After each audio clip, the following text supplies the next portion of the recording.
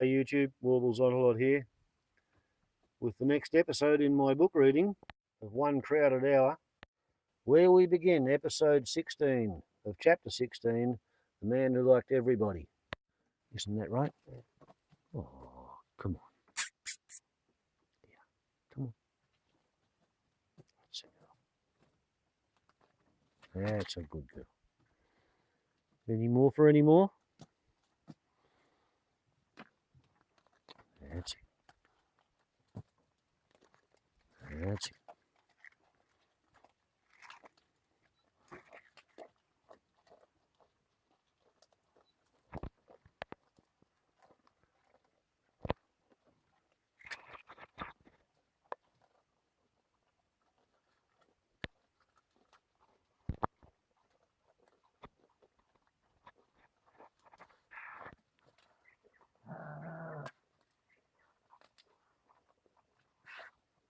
Come on.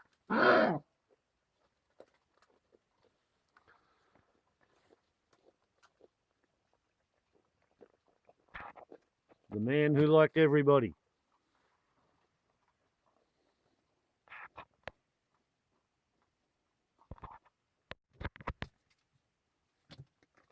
That's a good one. Yes.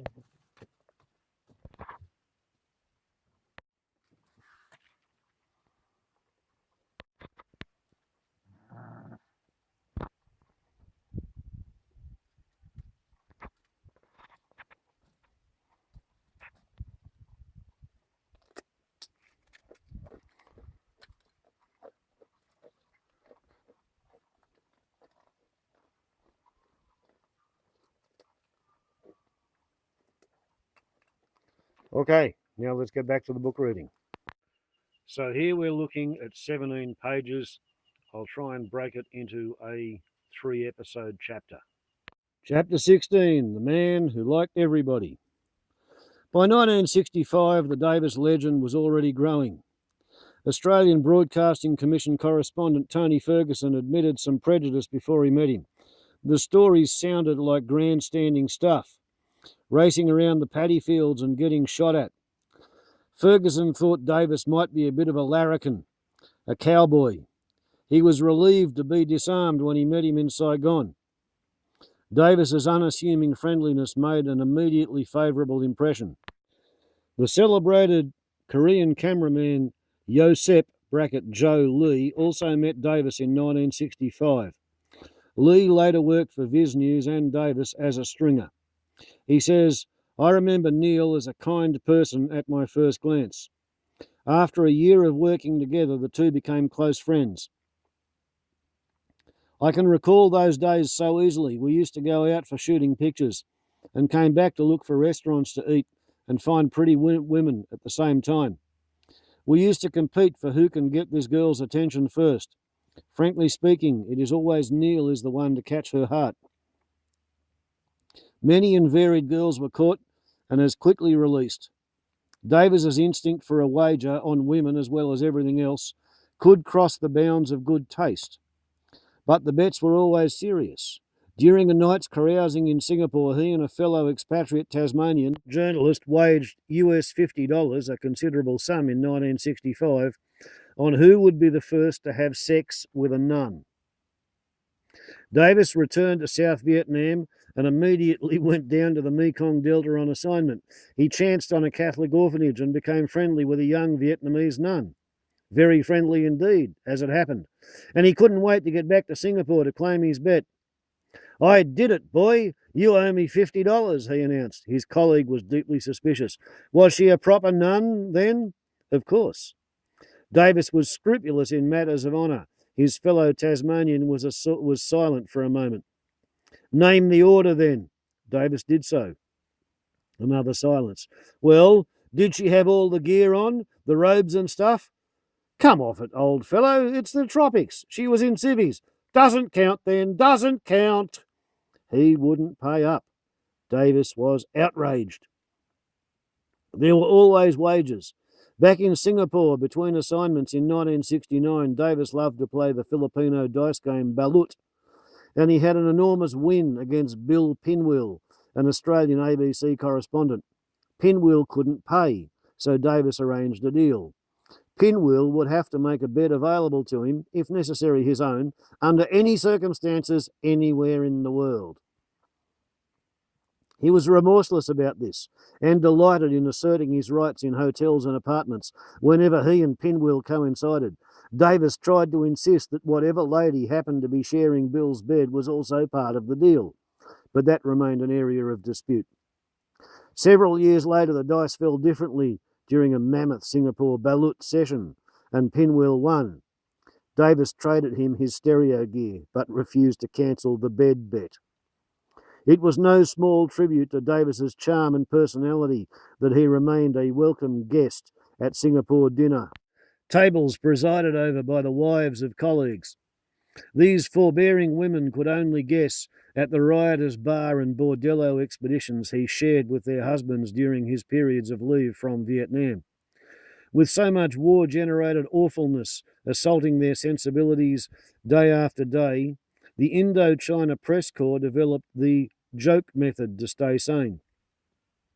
Davis played that game to the full. ABC cine cameraman Derek McKendry recalls walking back with him one night to their hotel after an excellent French dinner. On 2 Doe Street, they passed a beggar who had been shockingly burned and disfigured by napalm, sitting against a shop front. Davis stopped, gave the man some money, and exchanged a few words in Vietnamese with him before rejoining McKendry and another journalist, one of the many quick story visitors to Vietnam.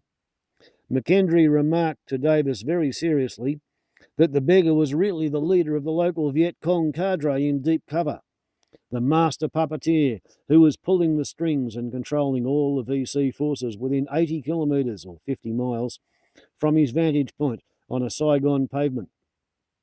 He concluded by saying that if the CIA knew Davis was contributing to the VC coffers, he would be in a lot of trouble. Davis agreed with the flicker of a smile, but said that it was worth taking the risk because the beggar was one of his best sources and always told him where the VC were going to start a firefight the next day. And he would go there and get a good story. All this, he said, for a few piastres.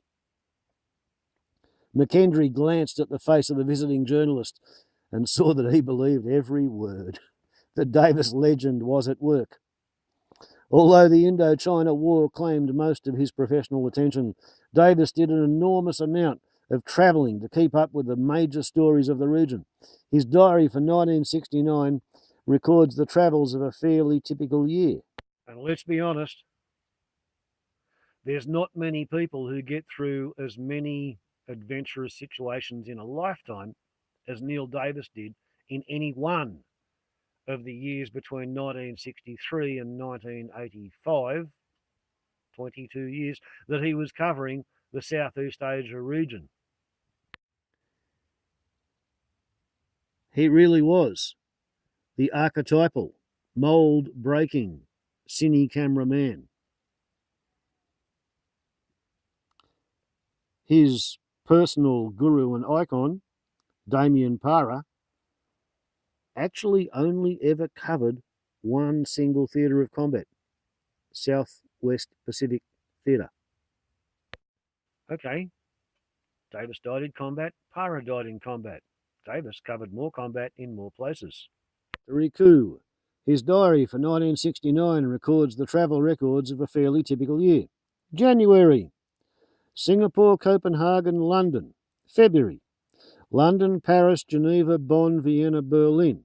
Rome, Tel Aviv, Singapore. March, Singapore, Hong Kong, Tokyo, Saigon. April, Saigon, Jakarta, Bangkok. May, Singapore, Jakarta, Kuala Lumpur, Bangkok. June, Singapore, Manila, Saigon. July, Saigon, Hong Kong, Manila, Bangkok. August, Bangkok, Vientiane. September, Vientiane, Saigon, Singapore. October, Hong Kong, Karachi, Manila. November, Saigon, Phnom Penh, Singapore. December, Saigon. His visit to Kuala Lumpur in May was to cover the extremely nasty race riots that threatened the fragile communal relationships between the Malays and Chinese. Letter to Aunt Lillian, 22 May 1969, Federal Hotel, Kuala Lumpur. I managed to get in on the last flight before they closed the airport. It has been really terrible. There is nothing worse than Chinese-Malay riots. Officially, about 170 has been killed, but it's obviously up over 300. There have been some terrible things, with Malay soldiers shooting down Chinese in their own homes and helping Malay mobs kill and loot in Chinese areas. The Malaysian army and police are almost entirely Malay.